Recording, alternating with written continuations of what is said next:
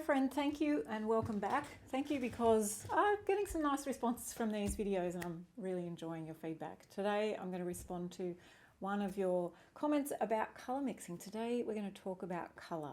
It's a huge thing when it comes to painting and learning about colour, but I want to break it down and hopefully make it as simple as I can for you. So let's get going.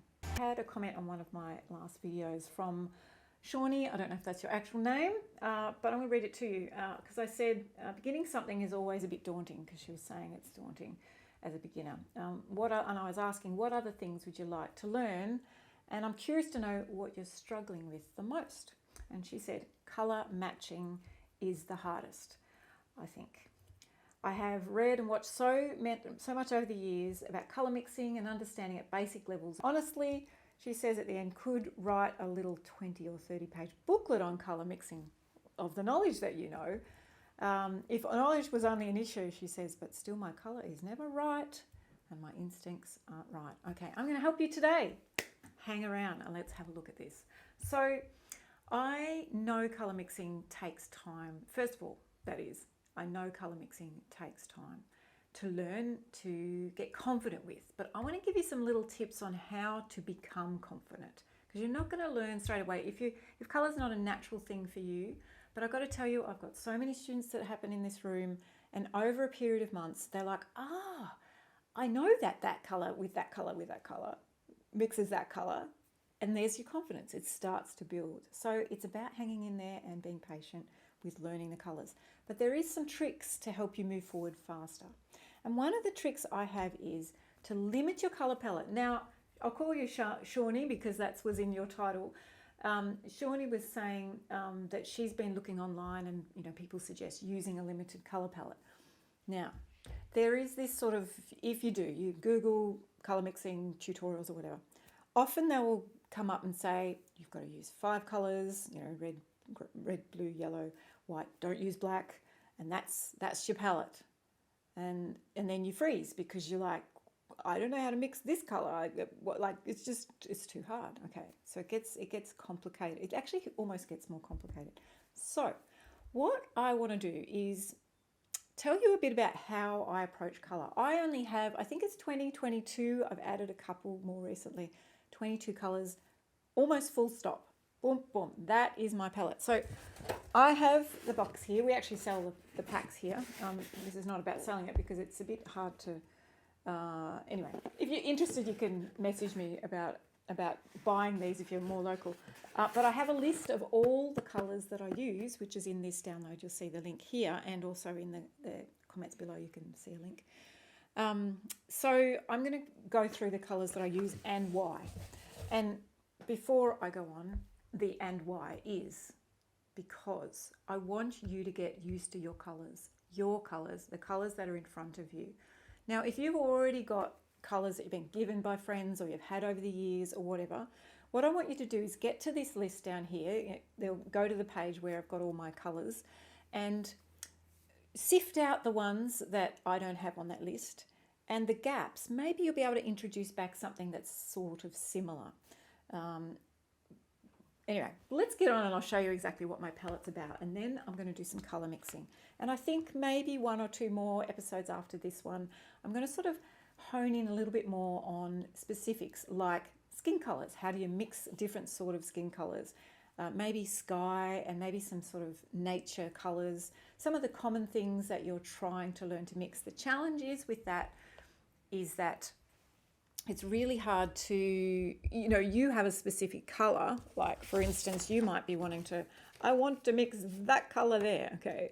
That's a rock, it's its own specific colour, so you've got to learn the techniques of how to get to that point. So I'm going to give you some tips on that. So there is a really basic sort of format for colour in terms of, just grabbing this, in terms of where colours fit on a colour wheel, colour mixing. You have your red, your yellow and your blue, and then they will mix into different colours. So if you mix a blue and let me do it this way. If you mix a blue and a red, they're going to make sort of these purpley colours. If you mix a yellow and a blue, they're going to mix greeny colours. If you mix a yellow and a red, they're going to make sort of orangey colours. The challenge is getting the right colour to start mixing those particular colours, but we'll get onto that as well. I use black. Why do some people say you've got to mix, you know, blue, red, brown, whatever it is, to make black instead of using black? That is a really good theory thing to do. It's a really good learning thing to do. But I'm all about making oil painting easy and making it doable so that it's not more work for you to do, and no obstacles. We don't want any obstacles in the way, because you can do it. You know, anyone can do it, but we don't want any obstacles. Buy yourself a Payne's Grey. Payne's Grey is black. By the way, let me have a look. Let you have a look. It's deep dark in there. See that? There are different blacks. There's like a lab black and a Mars black. There's probably other blacks. They are slightly deeper than a Payne's Grey. Payne's Grey seems to be the one that many artists use. I love it. You never ever get to see in a room, even that there is, well, it's not actually black in real life. This is really, really black. So a Payne's Grey with a little bit of blue to it. Maybe the sky, I don't know what it is. Love it. Anyway, let's move on. So let's go back here. We've got our black and we've got our white, which is here. Titanium white, which is a beautiful white. You can use other coloured whites and things, but we're not going to go into that today. They're the two main. So you've got your black and your white, okay? That's fair enough. Good, you must have those. Right, the next up is, let's look at yellows. So we've got yellows. Most of the, if you buy like cheap packs or whatever, they'll have this bright yellow.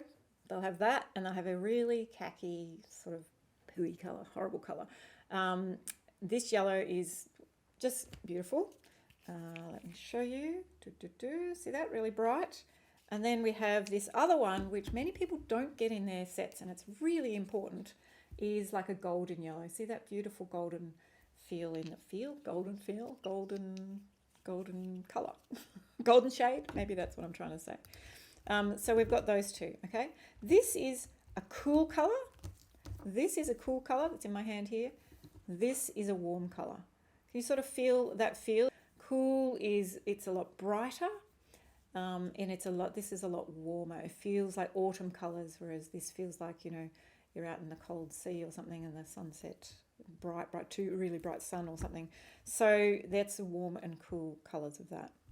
Next up is some blues. Now there's two here that I use, ultramarine and phthalo blue. Phthalo blue feels a little bit more warmer and ultramarine feels a little bit more cooler. The labels don't really show it to you there, but this one is a bit sort of more brighter, the ultramarine. Phthalo blue is a little bit darker. So yeah, it's really hard. Well, hold on, I'll do it this way. It's really hard to see that there. But trust me, that's all good. So there's your blues. All right, let's go to some reds now. So I have here a spectrum of vermilion, but I actually like in my set often to have spectrum red. I just grabbed this off the shelf. I've changed it to spectrum red, I think now, but it's very similar. But if you mix spectrum red and spectrum yellow together, you get a much purer orange. So that's why I've sort of changed to that. So that's that. I do have in my big set cad red, so it's a darker hue, quite a much darker red. Let's see if we can show you the two differences here. Let's go back. So that's the really bright one, and this is just a bit darker red. Can you sort of see the difference there if I come even closer? Ooh, where's the camera? There it is. It's not a magenta, it's just a deep, deep red, where this is a brighter red. Got a bit more yellowy feel in this one. I'll put the lids back on the right ones. I suppose it doesn't matter, they're sort of both red. All right, so I'm not sure if I'm saying cool or red or warm for both of these. I suppose if I had to say cool or warm, it'd be, this one would be your warmer and this would be your cooler, but it's basically a dark and a brighter red. All right, so we've got that. So we're moving along here. All right, good. All right, I have like a dark green, a sap green, and a light green. Now, those of you that are not from Australia, obviously it's going to be harder to get this one, Australian leaf green light. But let me, leaf green light. Let me show you these colours. So you can see this one's a really dark one, and this one's got a bit more, if I turn them that way, it's a really natural green colour. Beautiful, beautiful green colour. And this one's quite a dark green. Just on greens, it seems fairly common that greens tend to be very transparent. So when you use them, try not to use too much medium. But there you go. You've got like a dark and a light, sort of lightish green. All right, we're getting down to some of the other colours now. Oh, hold on, greens. We need another green. This one's like a cad green, another different brand because it's, here we go, really bright green. You can see there, really, really bright green. So a cad green, anything that's really, really bright. Again, this is just the brand I use. I've given you, in the download below, you'll be able to see, I've actually put the colours in so you can actually see what's going on there. All right, so we've got those. All right, browns. Okay, cool. We have, all right, let's see if we can push those up a little bit. And come down here now. All right, so now we have a warm and a cool of browns. So we have a burnt umber and a burnt sienna. I use burnt sienna a huge amount. I love it so much. Burnt umber, if you add a little bit of yellow and white to that, you'll end up with a burnt sienna, but I do like to have them on hand so it's easier to just grab them. All right, excellent. All right, we got there. Now, just in addition to the sort of browny colours is this dusty pink. Good for my skin colour, also good to mix with a really, really dark brown to get your darker skin colours. So that's really handy to have in that set there. All right, now we're getting down to some of the more sort of fiddlier ones that I've sort of thrown in later, which I really, really, really love. So I'm going to move this aside a bit because these are blues. All right, so we're going for, this is a turquoise, which is absolutely gorgeous. Let's have a little look. You see there? Turquoisey colour, really hard to mix. Again, all these colours are really good because they're hard to mix on their own. You can do it, but it takes a bit of work. And this one's sapphire, which is going to be hard to see the colour because it's quite dark, but gosh, it's gorgeous colour. It's similar to that. It might be a little darker than that when you put it out, but sapphire is just a stunning, stunning colour. And then in that sort of pocket of colours, we have like a purple, any sort of purple. What have I got there? A violet. It's a purple. I like to have a purple on hand. The last two that I've got is, well, one of them's I think one of the most important ones. And if you're anyone that's in my class, you will know magenta is, can you see that? Magenta is just, it's the magic paint. I even use it in sky colours, believe it or not. It's just beautiful. So we have magenta, and then I've also thrown in, so again, magenta, let's have a little look. It's pretty hard to see. It's a really, really dark sort of reddy purple, beautiful colour. And then I have added into my set is not a purple, it's a pink. It's like a bright pink. You see there? It's a little bit blurry there. And I have one more that I put in my set. Oh, I just bumped my knee. Okay, this one here, a different brand. It's HOC brand, Holbein, but it's like fluoro. Whew, fluoro pink. It's just, it makes the most gorgeous oranges. Alrighty, so there you go. There's my set. So it's about 21 different paints that I have. That is my set. That's my little protective set. What's over there is pretty much that. There might be a couple thrown in that someone's given me or that I had from way back or whatever. But if I had to go away on a desert island with only the paints that I could use for the next 100 years that I'm going to live for, I would take these and I would be super, I could do anything I want. I could change the world with all these colours. All right. Hopefully that's helpful. Some of you might have fast forwarded all that because there's a lot in it. But it just gives you a good idea as to how things work together and how we move forward when we're trying to mix colours. All right. So let's get on now and do some mixing of colours and let's get going. So I'm just going to look at this colour wheel again for a minute just so it can give you a bit more of an idea. So I was just saying before, these are your main colours, and when people, sometimes you go online and you'll see different people talking about colour, they'll just say, oh, just have a blue and a yellow and a white and just go for it. We don't want to go there. We want all the colours that we want. That makes it easier for us to learn. Again, just making it clear that I love just having 21 paints, 21 or 22 paints. I've got to know over the last 10 years exactly that color, that color, that color makes that color. I've learnt it and learnt it and learnt it. And that's what I'm saying is just, it's a learned thing. If you have way too many paints, you're never going to remember that I've mixed that yellow and that red and that to make that orange. If it's a different red and a different orange, you know what I mean? So using those specific colors, the specific reds and yellows, you really get to know them like family. And it's really important to protect that, I feel, really important. And you might get colors that you much prefer to use than mine. Again, this is just my example of what I do. Obviously, I can paint, and obviously I paint things that look good and I'm happy with. But it doesn't mean that you can't include other colors and exchange them for something else. Like whatever. It's a good base. I'm giving you my base. All right, back to the color wheel.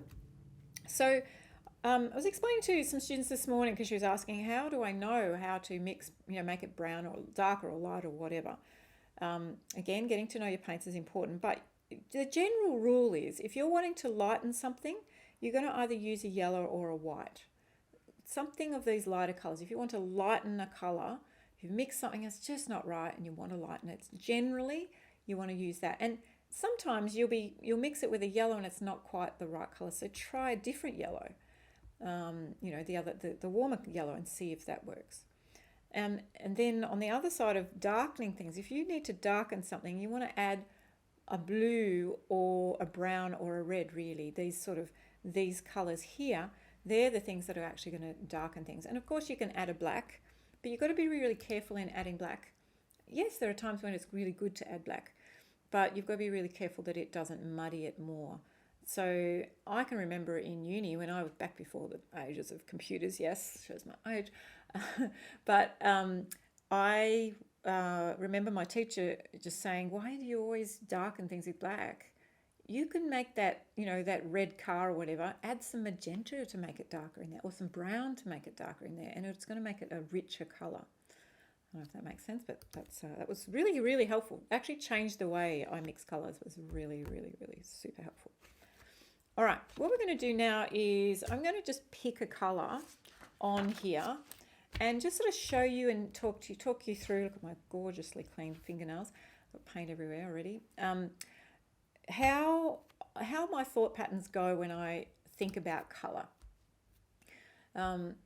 Everyone thinks differently, of course. I can't get in your brain, you can't get in mine, but I'm going to attempt to get you in my brain.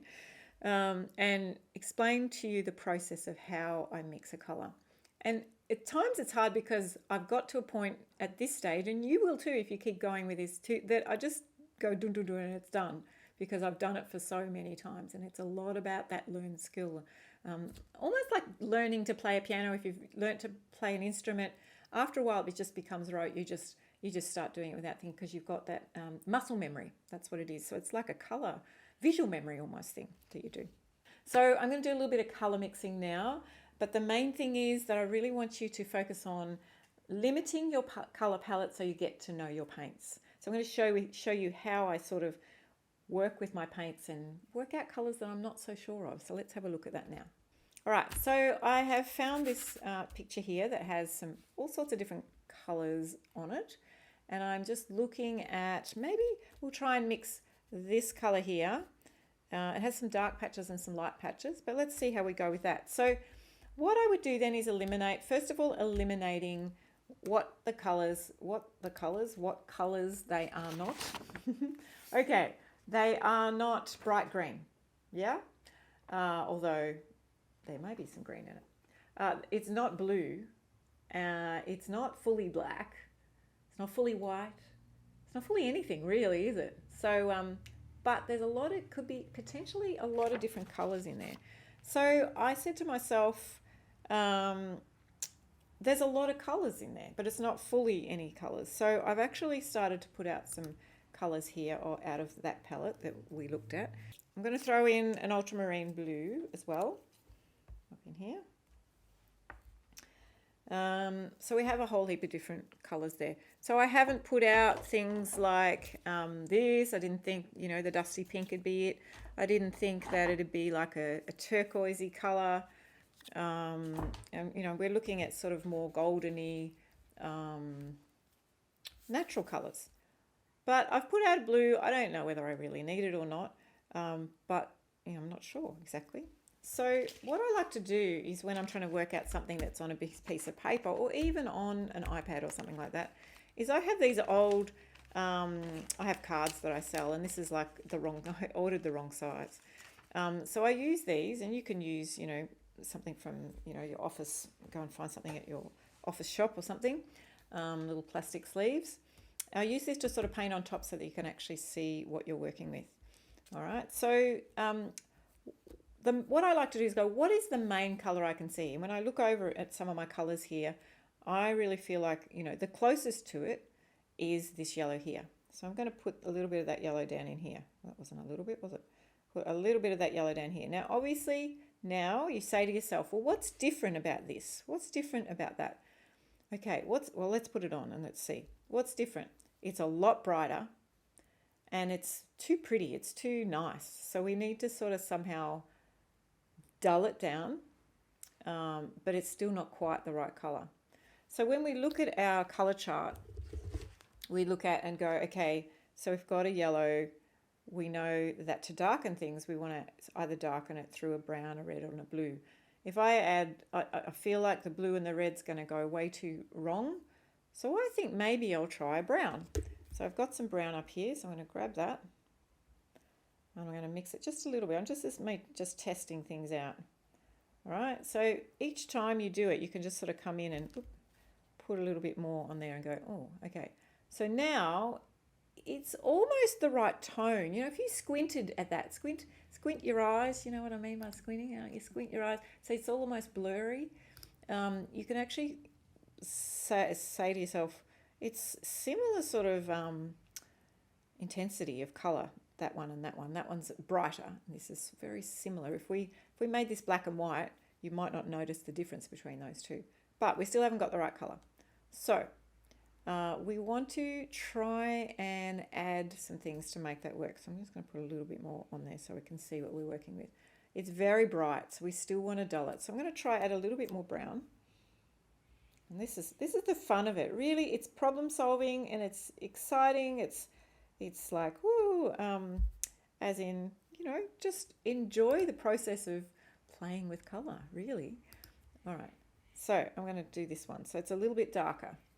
Okay, not much different there. So I do have a darker brown. I'm going to go and grab that. See, play with this. Again, we're playing with our problem solving, trying to work it out. I'm going very slow through this. If I was doing this on my own, I'd be just like, and probably in a minute or so I would have it. But I'm slowing it way down for you so you can see the process. Sometimes I get it first time or a few goes. Sometimes it takes me a while. And to let you in on a little secret, I tried doing this before and it took me forever to get the colour. So I've actually changed the colour that I'm mixing as a different spot on here. But just so you know, sometimes it takes me a while as well. And it's okay. I just enjoy the fun of mixing colour. It's always challenging when you're mixing things that are really unusual. Sometimes you'll go, oh, I've mixed that colour before, and you get pretty close. Okay, so we're way off at the moment. Okay, but we want to sort of get it more browny. And I'm also thinking, because there's this sort of red here, I'm wondering whether there might be some magenta in it or some red in it. I've put magenta here, but it could be a bright red, could be something else, but let's just play with a little bit of magenta as well. I'm going to pop some magenta in there, and that's gone way too bright. So I'm just going to grab a bit more of that yellow. And I'm going to grab some of this really dark brown as well. I think we're going to go too dark now, but I want to sort of get the colour closer. All right. Ooh, somewhere in between maybe, okay. So we're definitely not there yet, but we're sort of looking at a bit of a deeper colour. So at this point, I think to myself, I could actually add some white to sort of, because when you're squinting at that now, it actually looks like it's too dark. So we could light it with yellow, but we know if we put more yellow, it's just going to go orangey. So if we lighten it with a bit of white this time, I wonder whether we're going to get closer. All right. I'll put this over here. All right, we're getting a little closer, but it's still too bright now. So I don't mind having added that white, and I'm going to leave it there, but I'm actually going to add, I don't have it on here. Oh, over here I do. I'll put some black over here for you to see. I'm going to add a very small amount of black and just see what happens, because, you know, we've been looking at, if we mixed the blue, brown and red, it would actually make a black. So I'm just going to bypass getting blue and red out. I'm just going to add a little bit of black to this to sort of try and pull that colour back a little bit. All right, I think we're getting closer now. I'll pull that down. How are we going? Look at that. There's still a bit of black on my brush. I'll just try and wipe that off. Try that again.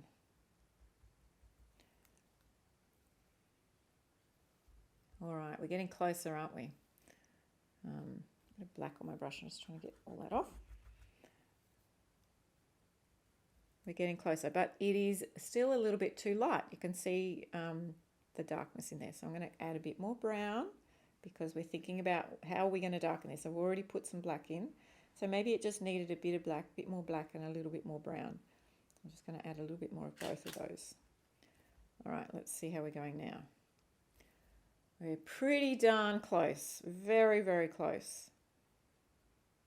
I'm pretty happy with that colour there. If you squint at that, it almost disappears in the background there. Cool. So that's a bit of fun. So it's a lot about eliminating, about what is it not, and just a little bit at a time. Thinking again about this particular way of thinking is, you know, darken things with red, blue or brown. And sometimes if you don't get it, maybe it's a different blue, maybe it's a different brown, like I did then with the burnt sienna. I changed to the burnt umber, which is darker. And maybe it's not, I had a bit of magenta, maybe it's a bright red. But that's the way you would darken it. And at some point I did need to lighten it, and I knew that if I used yellow, it would go to yellow. So I added more white, but it still needed to be dulled down a little bit with a bit of black. So I hope that makes sense.